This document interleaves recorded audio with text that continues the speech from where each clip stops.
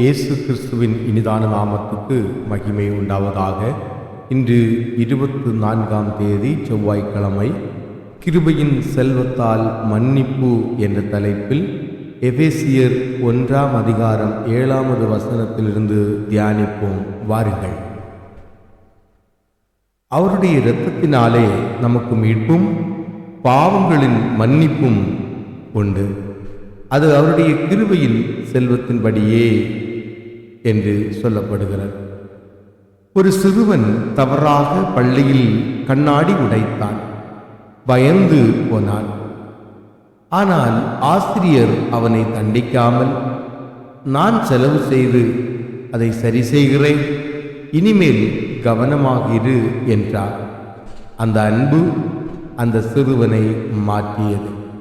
அதுபோல நாமும் பாவத்தில் தவறினவர்கள்.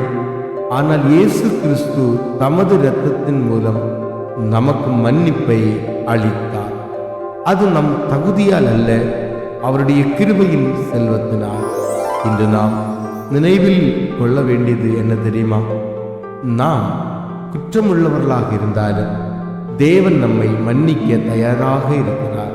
அந்த மன்னிப்பை ஏற்றுக்கொண்டு மற்றவர்களையும் மன்னிக்கும் வாழ்க்கையை நாம் வாழ்வோம். கிருபை அதிகம், மன்னிப்பு முழுமை. உணர்வோம், செயல்படுவோம். God bless you. மரணம் செய்யும் மனசில்